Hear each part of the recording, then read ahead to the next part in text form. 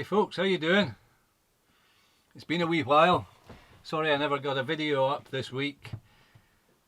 I mentioned when I was doing that summit camp that I'd been working on some logistics, trying to solve some logistical problems actually, because Mo and I want to get away and we have plans in place for another Hebridean adventure. So more often than not we spend the summertime travelling throughout the Western Isles, and we're particularly fond of the Outer Isles. However, this year, the best laid plans and all that, we haven't been able to get away. And one of the major reasons was because I sold my van in March just prior to lockdown, and I ordered another vehicle. I ordered a replacement vehicle. Well, it got caught up in lockdown, and then there were various other problems and issues, and I won't tell the whole tale, but basically we couldn't get a hold of the vehicle. However, as you can see, I'm sitting in a fancy new vehicle, and I'm going to do a wee intro to this vehicle and tell you about how I plan to use it. So I'm sitting here quite happy, very pleased that we're able finally to think about adventuring further afield and be in a position to salvage the second half of the summer. So you'll remember my old van from some of the earlier videos, and I can't really say it was a self-build camper. It was really a tent on wheels. It had a bunk in the back, and I had lots of storage for all my gear, and it actually had a tent on the top. It had a roof tent on it, and I carried my kayak up there. And I lived in it for extended periods. However, it wasn't the most comfortable vehicle for multi-day trips, if I'm being absolutely honest. For example, it necessitated usually washing in streams or under a waterfall or something, which can be quite cold in Scotland. And so I thought long and hard, over many years actually, about whether or not to buy a proper camper. And in the end I decided to do that, and this is going to be my base camp. This is going to be my base camp for further adventure. So I've not given up with the camping or the wilderness travel, but I wanted a place that is kind of safe and secure, is warm and reasonably comfortable for extended adventures around Scotland. And so after a bit of soul searching I decided that this was the right thing to do. So I've invested fairly heavily. To date, all the vehicles that I've ever bought have been relatively inexpensive vehicles, and although I was a Land Rover driver for 25 years and I loved my Land Rover, however I bought it as a second-hand unit. In fact, it was an old Coast Guard Land Rover, and it took me about 2 years to renovate it. And I guess when the renovations were complete it was probably worth a little bit of money, but it was mostly because of the time that I put into it that increased the value of it.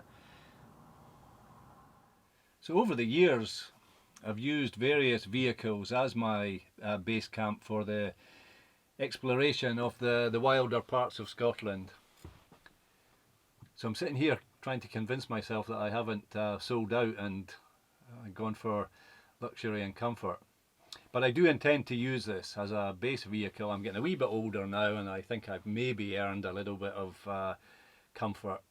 And this is going to be my base vehicle for moving around Scotland. And it also forms part of my retirement plan. I think in one of the lockdown videos I was talking about the future, and I'm a firm believer in keeping busy. And my retirement plan always involved plenty of outdoor activity. And I mentioned during that lockdown video that I was quite keen on securing a wee bit of rural Scotland. Now, whether that is just a bit of land or whether it's land and building, I'm not very sure.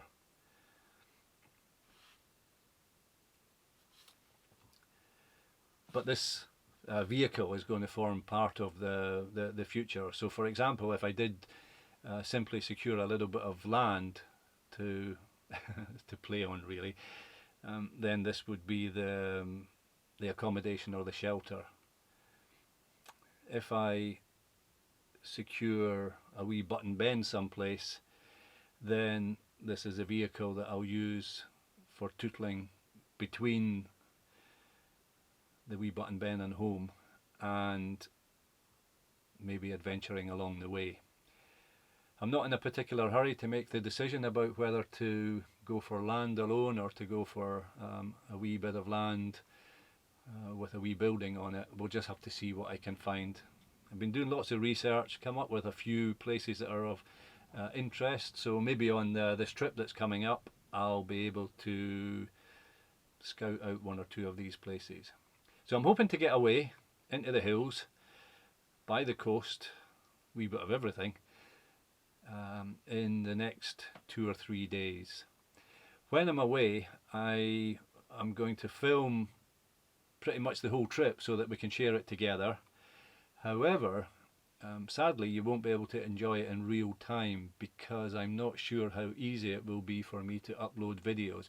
I'm going to have a go at filming shorter videos, so little segments that I can maybe upload using 4G, but it might not work. I've never tried that before, and if it doesn't work, what I'm going to do is I'm going to film and edit whilst on the road. So I'll film during the day, I'll edit in the evenings, and then I'll just save all the work onto an external hard drive, and if I can't upload it when I'm out and about, I'll upload them as a mini series when I get back home, which will probably be September actually, so I'm planning a fairly long trip in this vehicle. Anyhow, would you like to have a wee look around? Let me show you the base camp. So essentially there's four zones, 4 compartments, 4 areas within this camper van. It is a camper van and not a motorhome. I specifically wanted a camper van because I like the structural integrity of the van more than a motorhome. The motorhomes have a tendency perhaps to flex a little bit when they're on tracks and rough roads, and I spend a lot of my time driving on fairly rough roads or off the beaten track, so I'm not overly precious about my vehicles. I buy them to use, but taking a motorhome which is a wee bit wider, a little bit higher, and as I say, constructed in a different way, essentially a caravan on a chassis, to be honest. I worried about the kind of flexing and the potential damage that I could do to one of these type of vehicles. So this is it's a van. It's actually an Elddis CV 40 if you're interested in the make and model. And like I say, there's 4 bits to it. So basically there's a cab here with these 2 seats, and they swivel round and they introduce you to the second zone, which is a little galley. So there's a dining area here, there's another seat there, so I can take passengers with this. So although it's really a 2-berth, there's an occasional bed that can be formed from this seat and the galley seat there, but it is quite a small bed. So we've got this kind of galley area, this dining area, and then just behind you there is a little kitchen. So that's zone 1, zone 2. The third zone is away at the back of the camper van, and that is the rear lounge, if you like, which converts into a reasonable sized double bed. And then in behind the galley here there is the 4th and final zone, which is shower and WC, and that's about it really. It's a very simple layout. It's got loads of storage here, so let me show you around, show you the bits and pieces. So this is a galley, so I've just swapped seats basically. I was sitting in what is the driver's seat, and now I'm sitting opposite that. So a wee dining area here, And then over this is the galley kitchen. So we have a sink, we've got a cooker, we've got a microwave, and we've got lots of storage. The sink has got pumped water, so hot and cold water, heated by gas or electric. The cooker is the same. It's got 2 gas burners, it's got a gas oven, and it's got an electric hob there, and it's got an electric microwave. So you might be wondering where I'm going to get the electricity. Well, if I was in a camping site, I would just get an electrical hookup, but I have no plans at all to camping sites. It's not the kind of camping that I want to do. I'm interested in wild camping, and especially if I secure a wee plot of land someplace, the idea would be that this is my accommodation. However, I do want to use as much of the facilities as possible, so I actually have a couple of generators at home, and I've got one generator that is big enough to run most of the stuff in the camper van. So the camper van has gas heating and electric heating, so but it has the ability to burn both fuels at the same time, so I can run the heating on gas and the electric in combination. So it's not a massive generator, but it produces a couple of kilowatts, so it's a fair size, and I've yet to test it, but I think it's going to be okay to plug the generator into the camper van, and it'll give me enough electricity, certainly to use one or maybe 2 things at the same time.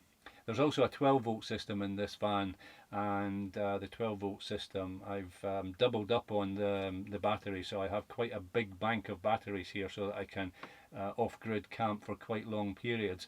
And I've got a solar panel on the roof to enable me to charge these leisure type batteries, and also I've got them wired to the vehicle, so that when the vehicle is driving, I can also not only charge the vehicle battery, but I can charge my battery bank as well. So I did a fair bit of kind of research and work on the vehicle to make sure that it's a camper van that is going to be suited to off-grid life. Let me show you the back of the vehicle. So this is the rear of the vehicle. This is the lounge, and these 2 sofas come together to make standard size double bed. And you might be able to see that the back of the sofa is quite low, and the reason for that is pretty much the first thing I did when I got the vehicle home was I stripped out all the things that I didn't want, and they're all in storage in my gear room, so that if at any point I ever decide to sell this vehicle, I can put it back to the condition that it was sold to me in. So all the carpets and everything have gone, and lots of the soft furnishings have been taken out, because it's not the kind of camping that I want to do. So I wanted a reasonable level of comfort, but like I say, I don't want to give up on the outdoor activities, and so a lot of that stuff was unnecessary. It was just taking up room, and also it was in danger of getting quite dirty with me coming off the hills or off the water and all my gear. So under these sofas, these drawers pull together, and this whole thing slides down, and it makes a bed, but there's also quite a lot of storage under there.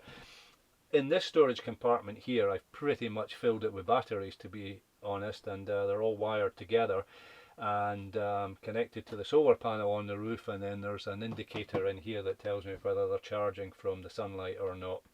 On this side I've got a lot more storage, and just now it's absolutely full. I've got a tent in there, I've got my pack raft, my paddle, I've got my life preserver, I've got a whole load of camping and boating gear in there, and I've also got a thinned down collection of fishing gear, so it's not as much fishing gear as I carried in the van, but certainly there's enough for fishing from the wee pack raft. That could be interesting. Sharp hooks and an inflatable boat. See how we get on with that. Or fishing from the shore. And up in here, let me show you these cupboards here. So all the way around I've got these fancy cupboards, and I mentioned that I had the regulator for the solar panels and the indicator.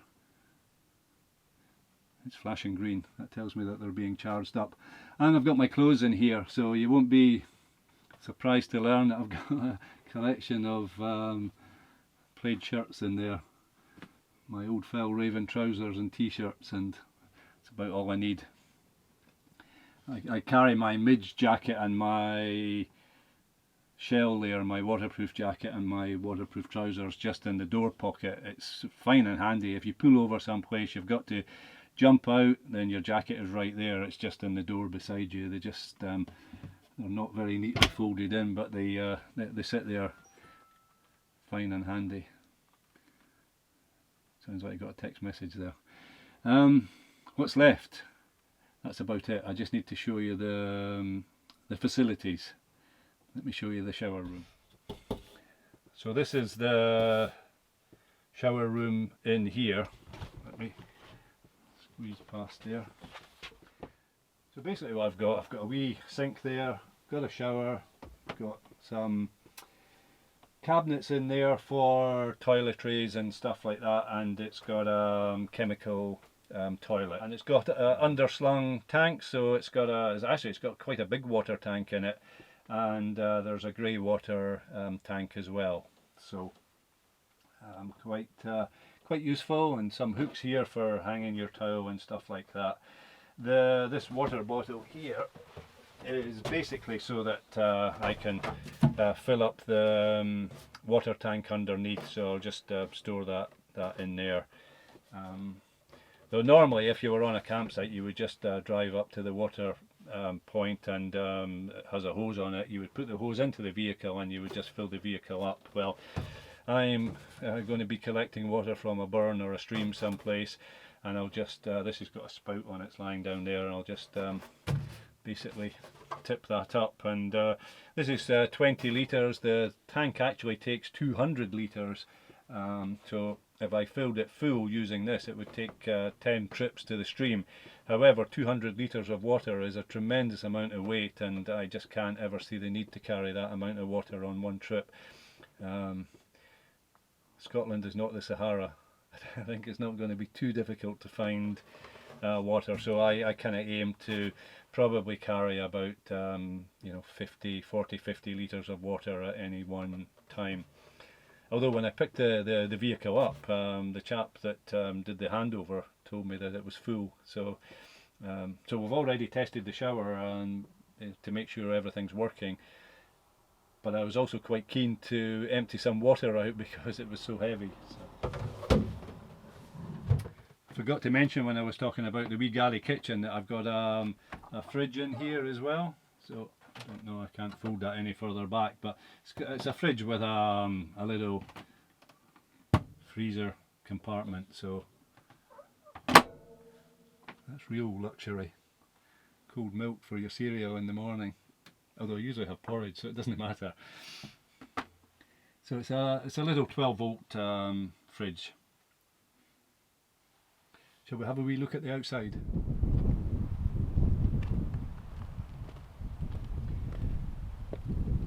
So this is the outside of the vehicle, folks. This is a 6-metre vehicle, and I specifically wanted to get a 6-metre long vehicle because I'm on and off the Calmac ferries all the time. The size of this vehicle, believe it or not, is classed or priced the same as that of a car, and it doesn't increase hugely in price to take a longer vehicle onto the ferry.